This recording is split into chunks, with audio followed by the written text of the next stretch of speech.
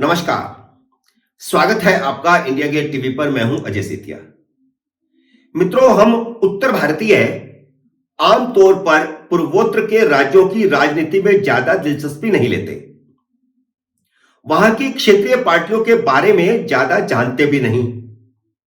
लेकिन जब से भारतीय राजनीति में मोदी युग का उदय हुआ है और पूर्वोत्तर में भी भारतीय जनता पार्टी ने 4 राज्यों असम, अरुणाचल प्रदेश, मणिपुर और त्रिपुरा में शुद्ध अपनी सरकार बना ली और बाकी राज्यों में भी क्षेत्रीय दलों के साथ गठबंधन में सत्ता में भागीदार हो गई, तब से उत्तर भारतीयों की भी पूर्वोत्तर में दिलचस्पी बढ़ी है।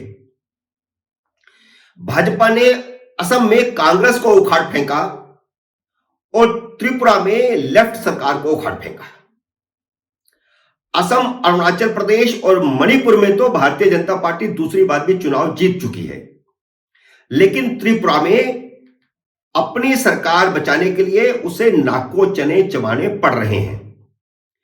त्रिपुरा, मेघालय और नागालैंड के चुनाव इसी महीने हो रहे हैं। तीनों ही राज्यों की विधानसभाओं की 60-60 सीटें हैं। आज मैं आपसे त्रिपुरा के बारे में बात करूंगा और समझाऊंगा कि पिछली बार मार्क्सवादी कम्युनिस्ट पार्टी का 25 साल का शासन उखाड़ फेंकने वाली भारतीय जनता पार्टी की स्थिति इस बार कैसी है। इस बार उसकी स्थिति काफी नाजुक है और वह नाजुक क्यों हो गई है, इसका भी मैं आपको इस वीडियो में खुलासा करूंगा। त्रिपुरा में इस समय भारतीय जनता पार्टी और Indigenous peoples front of Tripura, जिसे शॉर्ट में हम कह सकते हैं IPFT की गठबंधन की सरकार है। हालांकि भाजपा को पूर्ण बहुमत है, लेकिन क्योंकि चुनाव दोनों ने मिलकर लड़ा था, इसलिए गठबंधन की सरकार है। भाजपा को 36 सीटें मिली थी 60 में से और उसके सहयोगी IPFT को 8 सीटें मिली थी।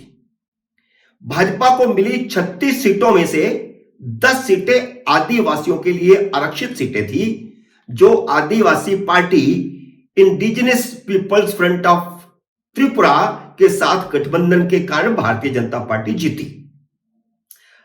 IPFT भी 8 सीटें जीती। कुल 20 सीट में से 10 भाजपा जीत गई और 8 IPFT जीत गई। भाजपा और IPFT के इस बार 7 चुनाव लड़ने के बावजूद स्थिति भारतीय जनता पार्टी की और IPFT की भी खराब हो रही है।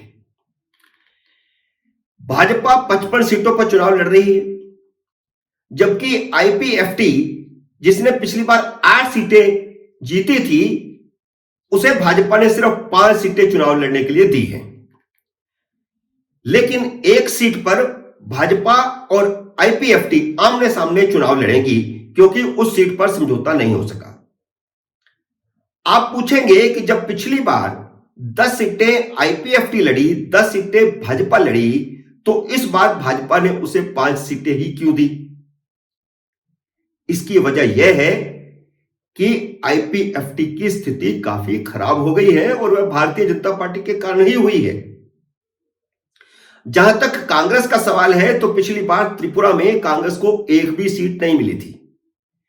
पिछले 25 साल तक त्रिपुरा में सत्ता में रही माकपा को 16 सीटें जरूर मिली थी। अब दोनों मिलकर चुनाव लड़ रहे हैं, यानी कांग्रेस और माकपा, जो हमेशा पहले आमने सामने चुनाव लड़ते थे, अब वो पहली बार मिलकर चुनाव लड़ रहे हैं। माकपा को पिछली बार 42% वोट मिले थे, भारतीय जनता पार्टी को 44% वोट मिले थे। वोट शेयर के हिसाब से देखें तो माकपा ने भाजपा को कड़ी टक्कर दी थी। हालांकि सीटें 36 ले गई भाजपा और माकपा के पल्ले सिर्फ पड़ी थी 16 सीटें। इस बार माकपा और कांग्रेस नया गठबंधन बनाकर भारतीय जनता पार्टी के सामने चुनौती पेश कर रही हैं। नए गठबंधन के तहत माकपा 46 सीटों पर और कांग्रेस 13 सीटों पर चुनाव लड़ रही है। वामपंथियों और कांग्रेस का खेल खराब करने के लिए तृणमूल कांग्रेस भी मैदान में है, जिसकी नजर वामपंथियों और कांग्रेस के वोट बैंक पर है। तो आप कहेंगे कि इससे तो फिर भाजपा को काफी फायदा होगा। भाजपा चुनाव हारेगी कैसे? फिर भाजपा तो चुनाव जीत जाएगी, क्योंकि अगर माकपा कांग्रेस का गठबंधन हो जाता है और उसके बाद तृणमूल कांग्रेस उनका खेल बिगाड़ती है तो फायदा तो भाजपा को होगा। जी नहीं,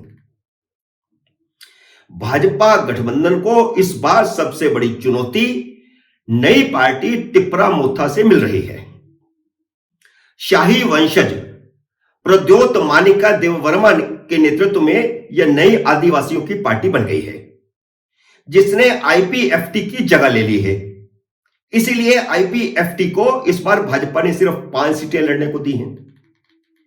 आईपीएफटी ने आदिवासियों से वायदा किया था कि वह ग्रेटर टिपरा लैंड नाम से एक अलग राज्य बनवाएगी, लेकिन मोदी सरकार इसके लिए सहमत नहीं हुई।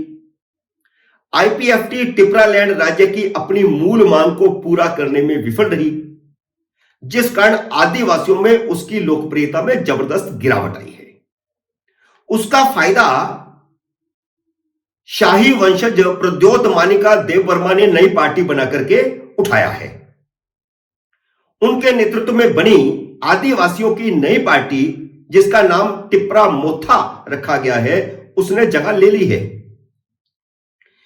टिपरा मोथा ने 2021 में त्रिपुरा जनजातीय क्षेत्र स्वायत्त जिला परिषद के चुनावों में शानदार प्रदर्शन करके निकाय की 30 में से 18 सीटें हासिल कर ली थी। यानी स्वायत्त परिषद पर इस समय टिपरा मोथा का कब्जा है। भाजपा ने मोथा से गठबंधन की बहुत कोशिश की, क्योंकि उसकी लोकप्रियता बहुत बढ़ गई है, लेकिन भारतीय जनता पार्टी उनके साथ गठबंधन करने में विफल रही, क्योंकि देववर्मा ने 2 टूक कह दिया है कि उनकी पार्टी ग्रेटर टिपरा लैंड गठन के लिखित आश्वासन के बिना किसी के साथ हाथ नहीं मिलाएगी। उनकी मांग है कि त्रिपुरा जनजातीय क्षेत्र स्वायत्त जिला परिषद में आने वाले सारे क्षेत्र और 36 गांवों को मिलाकर एक अलग राज्य बनाया जाए। अगर हम जिला परिषद चुनाव नतीजों को सामने रखें, जैसा कि मैंने बताया कि टिपरा मोथा पार्टी 38 में से 18 सीटें जीत गई, तो साफ दिखाई देता है कि मुकाबला तिकोनिया हो गया है। एक तरफ भाजपा गठबंधन है, दूसरी तरफ कांग्रेस माकपा का गठबंधन है, और तीसरा आदिवासी 20 सीटों पर मजबूत दावेदारी के साथ टिपरा मोथा पार्टी है। भाजपा का आकलन है कि त्रिकोणीय मुकाबले में स्थिति में भाजपा के पास टिपरा मोथा और कांग्रेस वाम मोर्चा गठबंधन के मुकाबले में बढ़त होगी, क्योंकि भाजपा विरोधी वोट उनके बीच विभाजित हो जाएंगे। लेकिन त्रिकोणीय मुकाबले में टिपरा मोथा किंग मेकर की भूमिका में उभरने के उनके पूरी संभावना बन गई है। यानी जिस भाजपा ने 2018 में अपने सहयोगी के साथ 60 में से 44 सीटें जीती थी, वह अब 30 सीटें जीतने की स्थिति में भी नहीं है। इसकी वजह सिर्फ आदिवासी आरक्षित सीटें ही नहीं है जहां तक उसकी हालत पतली लग रही है, बल्कि भाजपा में ही पनपा असंतोष है उसकी हालत पतली होने का। इस असंतोष को थामने के लिए 10 महीने पहले भाजपा ने विप्लव देव को हटा करके मानिक साहा को मुख्यमंत्री बना दिया था। इसके बावजूद अब तक भाजपा के 8 विधायक पार्टी छोड़ चुके हैं। भाजपा को इसका एहसास है, इसलिए भाजपा ने इस बार महिलाओं का दांव खेला है। उसने अपने 55 उम्मीदवारों में से 11 सीटें महिलाओं को दी हैं। भाजपा ने केंद्रीय मंत्री प्रतिमा भौमिक को भी चुनाव में उतार दिया है। राजनीतिक जानकार मान रहे हैं कि केंद्रीय मंत्री को लोकसभा से विधानसभा में लेकर जाने का सीधा सा मतलब है कि इस बार एक सीट के लिए कड़ा मुकाबला होने जा रहा है। भाजपा ने उन लोगों को ही मैदान में उतारा है जो सीट निकाल सके। मित्रों, उम्मीद है मेरा यह विश्लेषण आपको पसंद आया होगा। इसे लाइक करिए, शेयर कीजिए, और अगर आपने मेरे YouTube चैनल को सब्सक्राइब नहीं किया तो कृपया सब्सक्राइब कीजिए और घंटी का बटन भी दबाइए, ताकि जैसे ही मेरा नया वीडियो आए आपको सूचना आए। मेरे नए वीडियो का करिए इंतजार। तब तक नमस्कार।